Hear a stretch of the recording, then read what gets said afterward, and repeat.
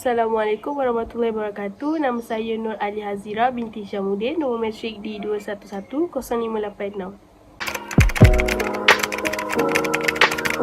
Bismillahirrahmanirrahim. Nama saya Nur Akila Najwa binti Muhammad Rozi. Nombor matrik D2110020.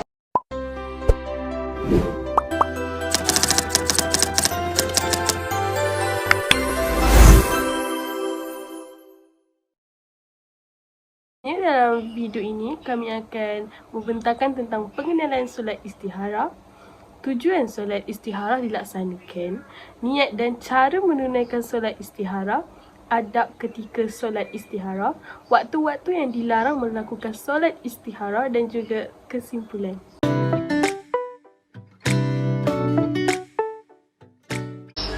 Pengenalan.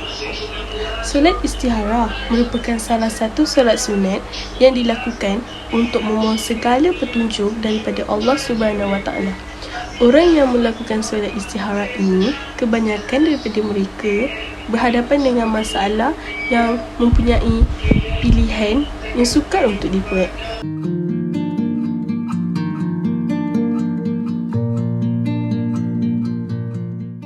Seterusnya, saya akan menerangkan mengenai tujuan solat istikharah.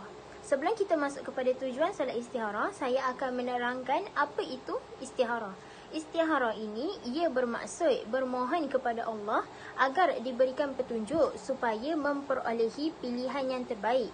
Kita sebagai umat Islam disarankan untuk kerjakan solat sunat istikharah ini untuk menyelesaikan sesuatu masalah ataupun jalan buntu, serta untuk kita buat pilihan yang terbaik di dalam kehidupan seharian kita. Seperti yang terdapat di dalam satu hadis, Rasulullah SAW telah bersabda, di antara kebahagiaan anak Adam ialah solat istikharah, iaitu meminta pilihan daripada Allah Ta'ala di dalam segala urusan, dan di antara kecelakaan anak Adam ialah meninggalkan solat istikharah daripada Allah di dalam segala urusannya. Sekian itu saja untuk tujuan solat istikharah. Seterusnya, saya bagi kepada pembentang yang seterusnya.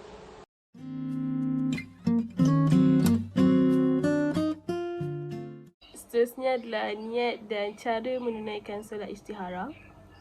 Niat solat istikharah, usolli sunnata istikharati raka'ataini lillahi ta'ala, yang bermaksud, saja aku solat istikharah 2 rakaat kerana Allah Ta'ala.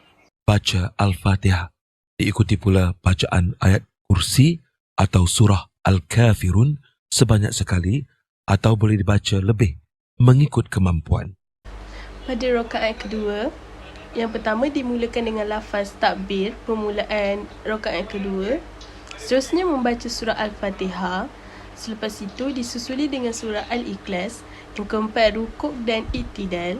Yang kelima, sujud dan duduk antara dua sujud, dan sujud untuk kali kedua. Dan seterusnya membaca doa istikharah. Subhanaka la ilma lana alla ma 'allamtana innaka antal alimul hakim, yang bermaksud, Maha suci Engkau, tiada pengetahuan bagi kami kecuali apa yang telah Engkau ajarkan kepada kami. Sesungguhnya Engkau Maha mengetahui lagi Maha bijaksana. Baca sebanyak 40 kali.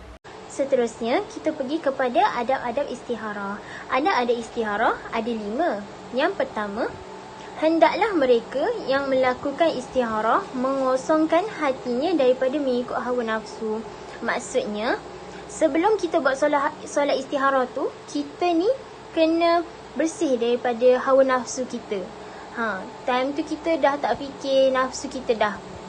Okey, tu yang pertama. Yang kedua, perlulah kita untuk serahkan sepenuhnya pilihan kepada Allah Ta'ala. Maksudnya, kita kena serahkan segala pilihan yang Allah berikan tu pada Allah. Maksudnya tu yang terbaik lah yang dibagi pada kita. Okey. Yang ketiga pula, kita mestilah sentiasa meredakannya kepada Allah dengan setiap yang ditakdirkan, kerana setiap perkara itu adalah hikmah dan rahsia. Maksudnya kat sini, apa yang kita dapat tu kita kena reda. Maksudnya kita jangan cakap macam, kenapa aku dapat macam ni ah? Jangan cakap macam tu, sebab di sebaliknya apa yang Allah bagi pada kita, sebenarnya tu ada hikmah di sebaliknya dan dia ada rahsia yang dibagikan kepada kita. Okey, itu yang ketiga. Yang keempat, selalu merasakan hasil daripada istihara itu, ianya adalah bimbingan daripada Allah Ta'ala kepada hamba-Nya untuk kita memperbaiki diri supaya mendapat kejayaan di dunia dan di akhirat. Maksudnya, bila kita dah dapat, kita dah nampak apa yang kita minta time solat istihara tu kan, kita dah dapat, kita dah nampak.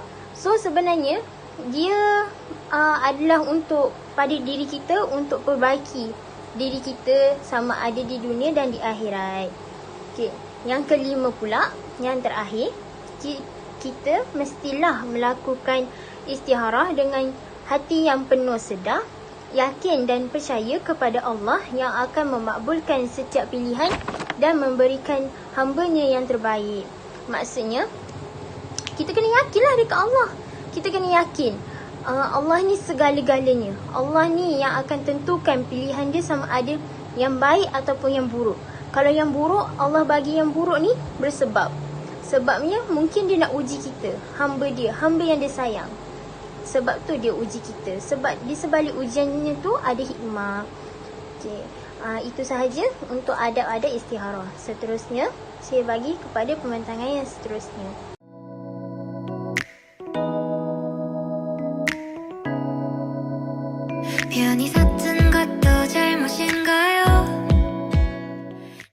Seterusnya adalah waktu-waktu yang dilarang untuk menunaikan solat istihara.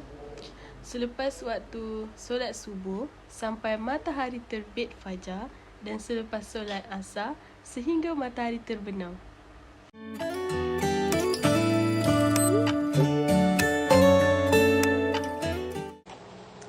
Seterusnya, secara kesimpulannya, Allah Ta'ala adalah tempat kita sebagai seorang hamba Allah untuk berbincang dan mengadu. Kita sebagai umat Islam, Muslim dan Muslimat yang benar-benar beriman kepadanya, maka dialah Allah sebagai tempat untuk kita menyerahkan segala urusan dan tindakan sama ada besar ataupun kecil. Ianya penting atau tidak sesuatu perkara tersebut. Sebab daripada yang kita dapat lihat, adakah di sana terdapat pergantungan sama ada hati seorang hamba dengan Tuhannya ataupun tidak. Kerana hanya kepada Allah Ta'ala sahaja jalan yang paling terbaik untuk menentukan hala tuju kita dalam melakukan sesuatu perkara tersebut. Sedangkan kita sebenarnya tidak mengerti apakah hikmah dan rahsia yang terdapat di dalam setiap perkara yang telah kita kerjakan. Sekian, terima kasih.